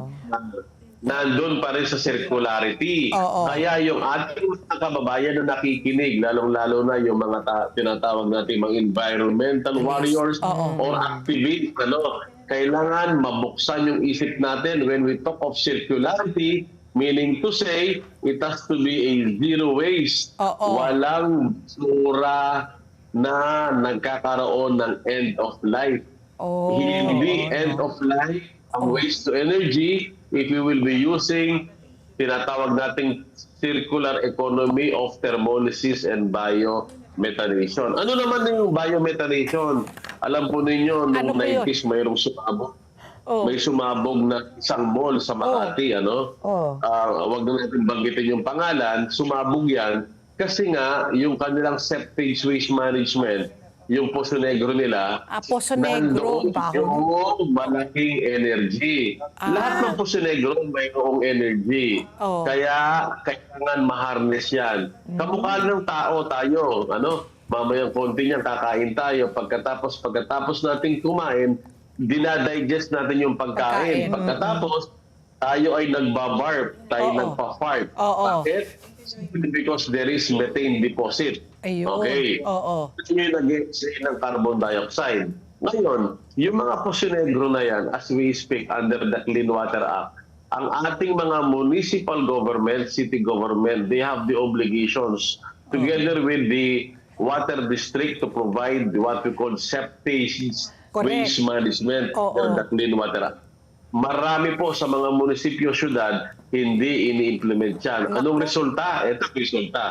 Nagkakaroon ng tinatawag nating water pollution, river pollution. Ayun. Sa meron tubig na po natin study, tinatapon. tubig naman po yan, clean water. Kapag bumaha, halimbawa sa Metro Manila, at ikaw ay hindi naglinis ng Poso Negro sa loob ng 5 taon, ano mangyayari sa Poso Negro dahil bumaha? Magbabackflow ang tubig ng Poso Negro. Saan tutungo yan? Sa river system natin. Anong nasa river system? Mga isda. Sino kumakain ng isda? Tayo. So kumain tayo ng basura. Commissioner, that's all the time we have. Pero very interesting. Dapat mag-take 2 ka. Kasi sabi mo, 10 protocol. Parang nasa dalawa pa lang tayo. Isa pa lang tayo Dalawa pa lang. Pero, ano talaga ito? Environmental Protection 101. So, kailangan po natin, kailangan balikan, pag-usapan para po talagang magkaroon tumaas talaga yung kamalayan po natin pagdating po sa ating kapaligiran. Kaya maraming salamat po, Commissioner Commissioner, magbabalik ka ulit Thank you para po. po dagdagan po natin po ang ating kaalaman po tungkol kung gaano ka-importante talaga na we save our environment. Pero save naalala Earth. ko sa sinasabi ni Commissioner, one man's trash is another man's treasure. Di ba? Okay. Thank you. Thank you very much po, Commissioner. Sa susunod muli. Maraming salamat po. Salamat po Thank muli. you so much. Pagkakataon. Maraming salamat sa ngalan ng Inang Kalika. Ayan, Thank sa you po. ngalan ng kalikasan, si Commissioner Albert De La Cruz po mula sa Climate Change Commission. Sa ating pagbabalik, makakausap po natin si Dr. Patricia Co. Isa po siyang obstetrician, gynecologist. At ang specialty niya ay OB-GYN infectious diseases para talakayin po ang Cervical Cancer Awareness Month ngayong Mayo. Ayun po ang pag-uusapan natin sa pagbabalik po ng ASPN. Ano sa palagay niyo? Ang sigaw ng Pinoy Nation. ASPN. Ang bahagi ito hatid sa inyo ng IMAC UPVC Roof Corporation. Absolutely rust-free. IMAC! Nagbabalik po ang ASPN at kasama na po natin via Zoom si Dr. Patricia Co. Katukayo ko. Obstetrician gynecologist, OB-GYN for short, with subspecialty training in OB-GYN infectious diseases. Magandang umaga po, Dr. Patricia, and welcome po sa ASPN. Good morning, Good Doc. umaga po. Hi, ESPN. Hello, Doktora. It's May is Cervical Cancer Awareness Month. Ito ba ay isang pagdiriwang, dapat ba natin taasan ng kamalayan ng mga kababaihan tungkol sa cervical cancer? Ano ba yung mga sanhi po ng cervical cancer? Yes, the very important na meron ho tayong awareness sa cervical cancer. Sa Philippines, ang cervical cancer ay ang number 2 na cancer sa mga kababaihan at sa buong mundo, cervical cancer ang 4th most common cancer in women. Sa Philippines, marami pa rin hong namamatay ng cervical cancer or nadadiagnose. So, malaki ho ang dapat na awareness ho natin dito. Okay, my follow-up there, Doktora, is what exactly is cervical cancer ba? Yan yung bahay bata ba sa Tagalog na tinatawag? Yun ho ba? Sa Tagalog, ang cervix kasi ay ang kwelyo ng matres. Ito Yun yung ang matres. pintuan papunta sa matres or sa bahay bata. Ito yung organ na nasa dulo ng bahina, vagina. Oo. Yes. Okay. So, ano yung mga nagiging mga panganib na mga sakit na nagdudulot po ng cervical cancer? Saan ba natin nakukuha yan? Mana-mana ho ba yan? Hawa-hawa? Paano ho ba yun nag-umpisa? Ang cervical cancer ay hawa-hawa, hindi ho siya mana-mana. Okay. 99% ng cervical cancer ay sanhi ng isang virus. Tinatawag ay human papilloma virus. Okay. HPV. Oo. Na nakukuha through sexual contact or skin-to-skin genital contact or pwede rin through oral sex. Oh, so it's a sexual disease. Would you say it's a sexual disease? Hindi naman po. Yes po. It's Ah, a it is. sexually transmitted infection. Oo. Or a genito-urinary infection. Yung iba yung tawag nila. At hindi ho usually, most of the time, hindi naman talaga yan namamana. It's more of natatransmit, nakakahawa. At 99% ho ng cervical cancer ay dahil ho sa virus na to. Okay. Ngayon ko lang narinig yan, di ba? Usually pag cancer, di ba, iniisip natin manamamana siya or hindi po genetics. natin alam kung saan talaga nanggaling. So this is more of an STD, sexually transmitted disease. Doktora, ano po ba yung mga, kumbaga, symptoms? If it's an STD, does it present itself in the beginning as an STD? Or pag nalaman po siya, full-blown cancer na? Kasi pag sinabi natin cancer, usually, di ba, wala na pong gamutan yan?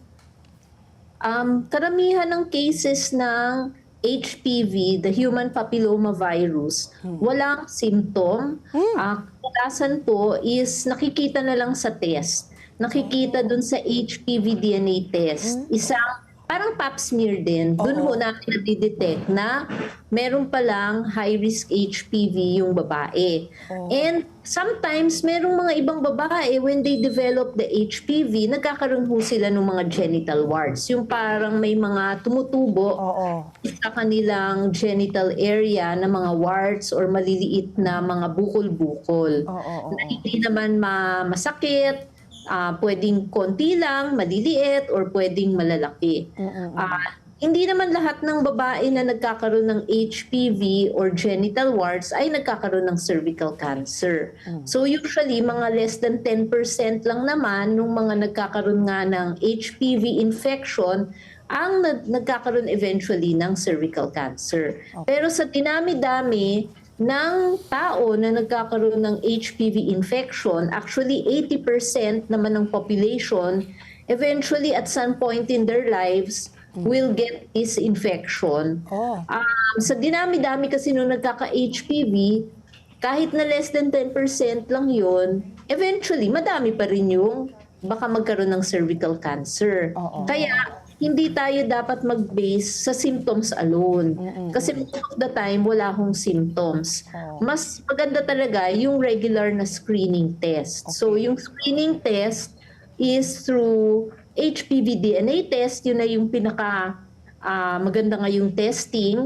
And for detection naman of cervical cancer na mismo, it's the pap smear. So, doktora, ito pa, no, ang mga kababaihan lang ay assuming, no, ang pwede magka-cervical cancer. Tapos, dapat ba ikaw ay nagme-menstruate na para magkaroon? Kumbaga, yung katawan mo, hinug na. Kumbaga, woman ka na talaga. Yung na-develop mo na yung breast, nagme-menstruate ka na. Yun ba usually ang mga na nagkakaroon? Kumbaga, yung mga pwedeng may possibility na sila po ang magkaroon ng cervical cancer? Ang hindi naman yung menstruation, pero kailan po yung age of first sexual contact. Kadalasan naman ng mga babae, yung first sexual contact nila is after menstruation, di ba? Nagkakaroon tuloy sila, syempre, during skin-to-skin genital contact or sexual contact, may possibility na ma-expose nga sila dito sa virus na to. So, pagka nakuha nila tong infection na to, most of the women, eventually, after 1 year, nawawala naman sa body nila yung virus, nalalabanan ng immune system nila. Pero merong mga ibang babae na persistent yung virus, hindi nawawala sa katawan, and kung nakuha nila yung virus na high risk, yung mas aggressive na maaring mag-cause ng cancer, pwedeng yun yung mag-persist sa nila, dun sa genital area nila, and eventually, after around 15 to 20 years, maaring maging cancer of the cervix nga. Pwedeng mabuhay ulit. Okay. So dapat po pala talaga, no, ang payo natin, lalo sa mga kababaihan, ay yearly po, annual po yung ating check-up, kasama na po itong sa cervix at sa OBGYN po natin. So ma'am, dito po nakikita nga sa ating mga screenings kung meron pong HPV ang isang babae. Paano po ang mangyayari sa mga babaeng halimbawa nakita na meron po silang ganitong virus pero hindi po nila tinreat? Ano po yung pwedeng mangyari po sa kanila? I mean, like, would it spread to other organs of their body? Bukod po sa pagiging cancer. Cancer po ba is the worst case scenario na po natin? So, kung nakita na merong high-risk HPV, ang usual na management na nang ginagawa ng OBGYN is baka kailangan hong i-biopsy. And minsan, meron ho kaming ibang mga interventions such as yung cryosurgery, yung tinatanggal yung part ng cervix na maaring magkaroon ng cancer. At kung hindi naman ginamot, minsan yung iba namang kaso is minomonitor lang namin dahil may possibility na mawala din on their own. Pero dapat talaga, whether or not binigyan kagad ng treatment, kailangan ho talaga close monitoring. Yung mga babae na nakita nga na may high-risk HPV, kailangan talaga regular na ho silang nagpapacheck up dun sa kanilang gynecologist para namomonitor ho sila. Hindi naman lahat nga ng babae na nagkakaroon ng high-risk HPV ay nagkakaroon ng cancer. Yung iba lang naman. But all the same, dapat talaga namomonitor na talaga sila ng Oo nga. mabuti na very regular na para bago pa nga maging cancer, kunyari nagiging pre-cancer pa lang, nagagamot na kagad. Hindi yung aabot na sa cancer. Oo. So ang tanong ninyo, ano pa yung mga pwedeng mangyari pagka nagka-high risk HPV? So pwedeng ang magkaroon nga ng genital warts, yung iba nagkakaroon ng mga lesion, mga cauliflower-like lesion Ay. or mga tumutubo na mga maliliit na parang mga growth dun sa genital area. Minsan, pwede rin kasi yung mag-cause ng mga lesions na papilloma or lesions sa throat. So, iba ho yung parati hong paos dahil meron na silang mga warts dun sa throat area.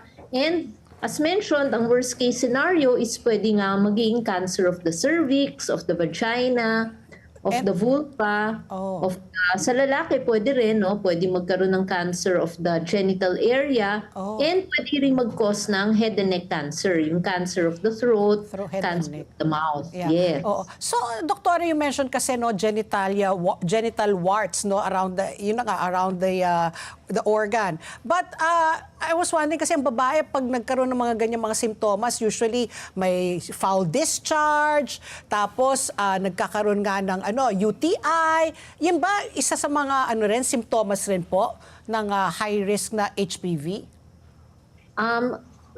Most of the time, wala talagang symptoms, pero sometimes may makikita nga kaming mga tumutubo na mga growth. Paminsan-minsan, itchy siya, Itchy. makati. Pero usually, wala namang foul discharge. So, yung mga iba hong symptoms na UTI and foul discharge is iba naman ang infection yon. Kasi pwede rin meron pang ibang mga infection.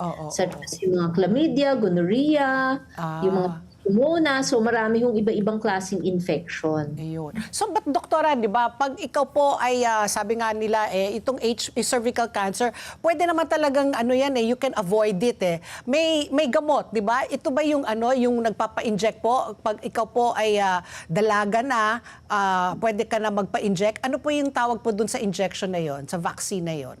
So, the HPV vaccine. So, you're correct na malaki ang magiging role tuloy ng vaccination to prevent getting infected with the high-risk HPV. So, yung HPV vaccine na available na, no? So, it can be given as early as 9 years of age, boys and girls. And usually, pagka bata pa ho sila, mga less than 15 years of age, 2 doses lang yung kailangan nila na vaccine. Pero starting 15 years of age and older, 3 doses na yung vaccine. So ito na talaga yung the best na prevention strategy natin for the prevention of cervical cancer, vaginal, anal, penile cancer, head and neck cancer. Okay. Doktora, nakakatakot naman po yung cancer nga, number 1 to begin with, na magkaroon ka ng sakit. Pero marami rin po natatakot magpa-check up dahil wala pong pampa-check up. Mahal po ba ang treatment ng HPV at ng cervical cancer? Halimbawa, nandiyan na nga po. Covered po ba ito ng PhilHealth, for instance? Or yung vaccine, no? Diba, Yung prevention vaccine pa rin. Kasi mahal yan, di ba? Yung vaccine po, lalo Mahal nga kung 3 din yung doses. vaccine. But merong mga, alam ko may mga ibang LGU na free yung vaccine. So dapat magtanong-tanong din kayo dun sa inyong sa health center ninyo, sa LGU, kung meron nga free vaccination against cervical cancer. Meron din paminsan mga promo sa mga certain clinics. Minsan may discount sila dyan sa cervical cancer vaccine. Pagka meron nga kayong mga anak na bata pa, maganda pa-vaccinate nyo na para 2 doses, di malaking bagay din yun. For what I know, may limited stock ang East Avenue Medical Center ng HPV vaccine na libre, pero syempre may mga paperwork, pero kailangan maging, yung hanapin ninyo kung saan may free. Or may bayad naman, isipin nyo na lang, still a very good investment. Kasi, of course, mahal yung vaccine, pero sobrang mahal ho ng treatment ng cervical cancer. Napakamahal at mahirap din na gamutin once cervical cancer na. So, kahit medyo mahal yung vaccine, it's really a very, very good investment. And sulit ho talaga yung magagastos po ninyo. Ma'am, question lang po. Pag ang halimbawa po ay pumunta po ang isang babae sa isang halimbawa East Avenue for example, kailangan po OBGYN din lang din po ang mag-a-administer. Meron pa po ba dito nga halimbawa pre-check-up? Check-up. Oo, halimbawa kailangan ba wala kang regla during that day? Ano po yung mga kailangan ihanda ng isang babae kung handa na po siyang magpaturok ng bakuna? So, basta yung for the vaccination, basta ang requirement lang naman is hindi buntis yung person, no, yung babae. So, basta kahit naman may regla, okay lang na maturukan. So ma'am, hindi nyo na po i-check? Kasi what if, halimbawa ngayon nga, dahil awareness month po natin, marami pong, kumbaga, namumulat na dahil po sa mga programang katulad nito, no? Ngayon, napag-desisyonan ko pumunta po sa ospital. Ibig ko po sabihin, wala na po kayo ibang titignan doon sa katawan ng Hindi naman babae. kailangan. So, kahit naman na may HPV na yung person, although hindi na kasing effective, no? Kasi nakuha na niya yung HPV, pwede pa rin namang ma-vaccinate. Kahit wala pang result ng pap smear, pwede na ma-vaccinate. Basta lang sure kami na hindi pregnant kasi hindi ho kami nagva-vaccinate kapag buntis. So, yun po. Oo. Doktora, sabi nyo nga, no, kung pag 15 years and above, kailangan 3 doses na po yan, no, 3 beses ka magpapabakuna.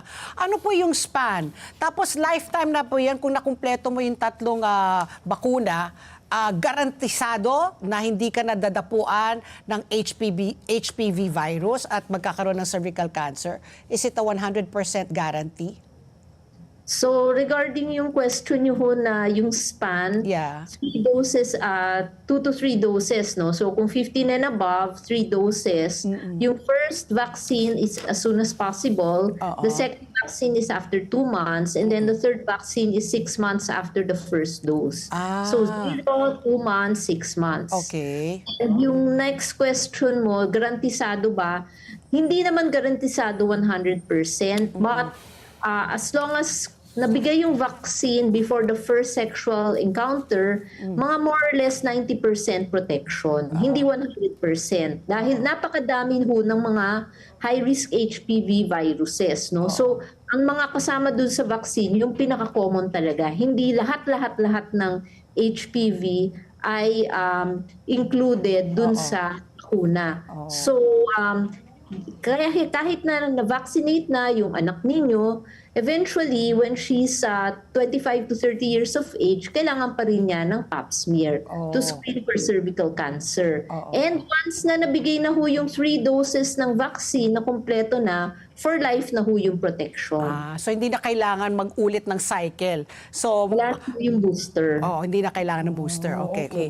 Ma'am, linawin po natin na yung cancer nito, HPV, it can affect men and women. Tama po ba? Yes, Yes, correct. ma'am. But of course, cervical cancer, with the word itself, cervix, sa babae lang po ito, no? Yes, but what we want is to also vaccinate the men because of course, how do we protect the women? It's also dapat yung lalaki wala din sila nung So age. yung mga asawa mo dapat Oo. sabay kayo Sila yung buy one take one sana para sa mister. So sila rin ho ba? Ganun rin ho ba? Pag 15 years old and above, 3 doses rin? Ganun rin po sa mga lalaki? Yes po, same din kaysa sa babae. And also, we want to prevent sa lalaki, di ba, yung head and neck cancer. We also want them to have genital warts. We don't want them to have anal, penile cancer, no? So, may protection pa rin. Yung vaccination, best talaga ang ang magiging effect pagka during adolescent years nabibigay yung vaccine. Kasi, syempre, mas effective ang vaccine kung yung taon na yun, hindi pa siya na-expose dun sa virus. Oo. Pero, doktora, kung sakali humantong na po sa cervical cancer, ano ba yung karaniwang treatment dyan? The normal chemotherapy, radiation, meron bang oral treatment po yan? Ano ba, the chances of survival is high as opposed, kasi breast cancer, di ba? Basta stage 1 pa lang, madali na pong i-cure. Ganun rin ho ba ang cervical cancer? Paano yung po doon? Yung pagdating sa cervical? Yung cervical cancer, depende sa stage when it was first diagnosed. So, kung kunyari yung very, very early stage pa lang, yung microscopic pa lang, yung tinatawag namin CIN3, napakaliit pa lang, very good chance of survival naman. And ang treatment, pagka ganyan, yung CIN3 or yung stage 1 is surgery, no? Tatanggalin na yung cervix, tatanggalin na yung uterus, and the ovaries, and the fallopian tubes. Very good chance of survival. However, pagka mas late na rin ang detection, late stage 3, stage 4, hindi na kaya ng surgery, yung stage 3 and stage 4. So, ang management po dyan is radiotherapy and possibly also chemotherapy. And the later the stage, the less chance of survival. Ay, so ano rin pala siya, no? May ano rin talaga, mataas rin yung fatality rate, medyo mataas. Depende ho sa stage ng ano. Oo. So pag ano no, pag sinabi niyong kunyari makuha na sa stage 1, tapos isa-surgery na, tatanggalin yung cervix, tatanggalin yung fallopian tube, wala nang pag-asa magkaanak, syempre, no? Yun ang, kumbaga yun yung downside. Yung cervix and uterus, na hindi na ho pwede magkaanak. Although, ang maganda nga kasi kung regular ho na nagpapacheck up yung babae and then nakita pa lang na very early stage, kunyari yung mga tinatawag naming CIN or yung very stage 1, early stage 1, minsan kaya na part pa lang ng cervix ang tatanggalin. And pwede pang ma-save yung cervix and uterus, at may possibility pa rin naman silang magkaanak. Oo. Sa akin naman po, siguro pang huli ko na para ngayong araw lang naman po, no? Kasi pag naisip po natin yung mga nagsisigarilyo, yung mga nagbe-vape, usually it's associated with lung cancer. Pero ano po itong nabasa ko na pwede rin po pala siyang maging isang sanhi ng pagkakaroon po ng cervical cancer. And I checked the data po, we have 1.7 million Filipinas now who are smokers. So ano pong ibig sabihin nito? Paano po nakaka-apekto yung paninigarilyo? Isipin mo, napakalayo sa matres, di ba? May kasabihan nga, malayo sa bituka yan. Pero ito po, di ba, parang magkarugtong sila. Paki-explain naman po, doktora, So, ang cigarette smoking by itself, hindi siya ang main cause ng cervical cancer. But if that person she got the high-risk HPV and at the same time she is smoking, nag-i-increase nga yung risk ng cervical cancer. So parang yung smoking is a cofactor, no? It increases the risk eventually of the HPV into staying in the body and eventually becoming cervical cancer. So ano pa yung mga ibang risk factor, no? So number 1 talaga, 99% of cervical cancer is caused by the high-risk HPV, yung virus. Pero ano yung mga added na mga risk factors? So for example, sinabi mo nga yung smoking, yung early sexual intercourse, yung maaga yung unang first sexual intercourse, yung multiple sexual partners, having a lot of children. So those are the other risk factors. They're not the cause. It's talaga yung main cause, pero it can increase the risk of eventually developing cervical cancer. So bakit kaya, no? Bakit ang smoking? Yun na nga po. Takutin nga natin yung mga nag-iossi. Baka dahil humihina yung immune system, dahil may nicotine. Baka humihina yung immune system. Baka meron din mga nagiging changes dun sa cervix itself, no? Nagkakaroon ng pagbabago sa cervix, nag-iiba din yung mga chromosomes sa cervix because of smoking. Because of the nicotine. Yes, kaya nag-i-increase yung risk. Doktor, my last question, no? Kasi sabi mo nga most of the time dahil nga sa sex to, no?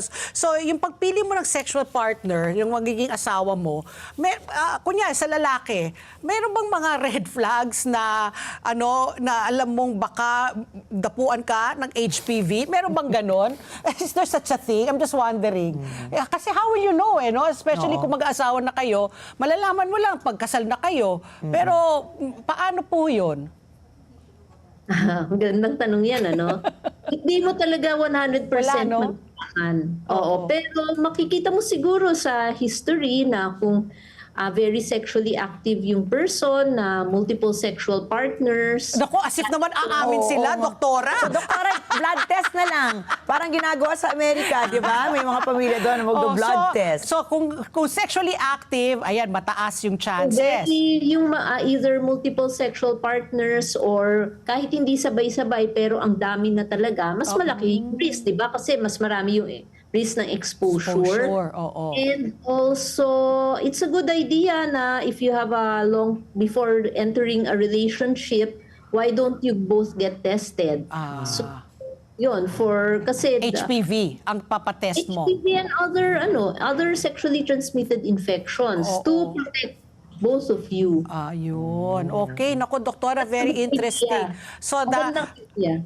so dapat talaga bago kayo mag-asawa, honey, magpa-blood test muna tayo. Ayun ang first date natin. First date di ba? natin. Blood Mag-donate test. tayo ng dugo, tapos ipatest na rin natin. Thank you very much, doktora ko. Very Sa ibang informative. countries Anything else? kasi ginagawa nila yun. Ano po? Sa ibang bansa, gano'n naman talagang ginagawa nila. Oo. Kasi dito may konting hiya-hiya Oo. 'di ba? So Maghihintay muna ng araw ng kasal. kasal, oo. Pero yun na nga, mag-date nga. Tama nga si Ricky. Mag-date muna tayo, muna tayo. Blood donation. Tapos Oo. pasample na rin. Kasi yun yung ginagawa nila sa ibang bansa, doktor, I heard kasi, para yung makita kung match yung dugo ninyo Correct, before oo. you have children. Correct. Oo, yan. Oo. Maraming salamat po, doktora ko. Very informative, very interesting po. At sana nga, talagang tumaas rin yung kamalayan ng ating mga manunod, mga Pilipino, para nga iwas po tayo sa cancer. Anumang klaseng cancer yan, whether that's cervical, breast cancer, the best cure talaga is to keep ourselves healthy. Healthy. Thank you very much, doktora. Thank you, Doc. You have a nice day. Ayan You po si too. Dr. Patricia Ko, obstetrician gynecologist with subspecialty training sa OB-GYN infectious diseases. At magbabalik pa po ang ASPN. Ano sa palagay niyo? Ang sigaw ng Pinoy Nation. Information and education. ASPN. Bilang mga Pilipino, masipag tayo, matiisin at inuunan natin ang ating pamilya. Ngunit sa dami ng ating responsibilidad, madalas nakakalimutan nating alagaan ang ating sariling kalusugan. Tandaan po natin, ang malakas na katawan ay mahalaga upang patuloy tayo makapagtrabaho, makapag-alaga ng pamilya at ma-enjoy ang buhay. Ang King's Herbal Plus ay isang all-natural food supplement na may 80 powerful ingredients mula sa herbs, fruits, and vegetables for men and women na tumutulong sa overall wellness at vitality ng katawan. At bilang pasasalamat sa inyong patuloy na suporta, may 1 milyong pasasalamat promo ang King's Herbal Plus, kung saan maaari kayong manalo ng hanggang 500,000 pesos in cash. Mabibili ang King's Herbal Plus sa Mercury Drug, Watson's, South Star Drug, Rose Pharmacy at iba pang leading drugstores nationwide. King's Herbal Plus, balik lakas, balik sigla, hatid ay pag-asa at saya. Okay, Ricky girl, Oo, bago na. tayo magpaalam, basta Thankful Thursday tayo, marami tayong pasasalamatan, maski na, ikaw, wala kang listahan nga akong ngayon? listahan. May sakit ka! Alam mo, dapat pagkitaan mo na yan eh. Para kang si Manay Lolit eh. Si Manay Lolit ba kumita doon? Oo, kumita siya Sa bawat doon eh. greeting? Bawat greeting, nagcha-charge siya ng 2,000 yata. Eh, Talaga ba? No, kinakwento niya to. Tsaka si Tita Wilma Galvante, di ba? She was in Star Talk, Oo. di ba? Eh, sabihin natin, basta meron siyang flat na talent free Aba. rate. Tapos, sabi nila, Oo. hindi nila pwedeng taasan. Kaya sabi ni Manay, okay lang, maski na hindi nyo tasaan. Yung pala, only to find out, na kasi charge pala yung mga, Seryoso hindi, yung ba? mga Okay, binabati niya. Kunyari, Ricky Matay Oo, mula oo. sa ano bang kunyari kumpanyo? Sa Matay Incorporated, kay Patricia Dasa, sa Casa Yan, Dasa. yan, May yan. konting advertising, di ba? So doon siya kumita. In fairness, wais talaga si Kaya nga, Nanay ikaw, Lolit. ikaw lahat mga nagpapabati sa'yo. Ilan ang angkan mo? Wala, 100? puro kamag-anak ko yun. Baka hindi ako ma-welcome sa aming reunion kapag may... Sabihin mo, di in kind, di ba? In kind na lang. Pagkitaan mo na yun, mahirap na yun kumita. Ikaw wala ka ngayon babatiin. Wala, alam mo, sa dami ng mga friends ko, ayoko baka magselos sila. Kaya wala na lang. Generic hello and goodbye. Ay, meron ka binabati your favorite tita and cousin. Wala ka may pamilya, si Tita mapapano Risa, yan. oo Dapat nga batiin naman. silang Kaya lahat. nga. Pero at least hindi Ayan. ako parang ikaw na Oo. laging may bond paper na bate. Mother Lilian. Ayan, kasi marami siya kamag-anak. Pero in fairness, Oh. sila nakatutok sa atin. Oh, ayan. Dinadagdagan diba? tayo ng mga libo-libong mga fans. Alam mo naman, ang Bakli Clan from all over the world. Ayan, nandiyan sa lahat ng Ilocano, nandiyan din. At sama natin mga taga-Waray. Taga-Waray, tiga Samar. Oh, kayong mga nasa Samar, magpalamig po kayo. Napakainit po dyan. Naku, Laging oo. ang taas-taas ng heat index dyan. Kasi nga, sa tapat yan ng Pacific Ocean. Huwag muna kayo mag-beach na mag-beach. Awag Ako mag-beach talaga. kayo. Oo. Talaga mag-ano kayo Sa ano na lang, sunblock, either sunscreen. maagang-maaga, mga alas 6 ng umaga, Ayan, tapos mga 9 o'clock, sumilong na kayo. Tapos kung magbe-beach ulit kayo, alas 5, alas 6 Yun. ng gabi. Ayun. Oh, ayan. Huwag Baka niyo sa naman tirik na tirik. magka-hypothermia naman sila. Ano? Baka magka-hypothermia naman sila. Hindi kasi naman, mag-inawa. hindi lalamig ng ganun. Mainit sa dagat Pasipiko. Okay, yan. Ricky Girl. At syempre, tandaan po dito sa ASPN, mahalaga ang inyong palagay, mahalagang bahagi yan ng paghahanap natin sa katotohanan. Kaya sa bawat isyu na papanahon, parte kayo ng diskusyon. At tandaan, ang buhay ay hindi patagalan, kundi syempre pasarapan. Kaya sulitin po natin, tawanan lang po natin ating mga problema. Mag-food trip tayo ng masarap, gumala at gumawa tayo ng masasayang alaala. At syempre, patuloy po tayong manalangin ng matindi. Matinding panalangin na po talaga. Sa susunod na po ang Kada Umaga, girls. At bukas, magkita-kita tayo ulit dito sa... Ano sa palagay nyo? Uy, yung mata mo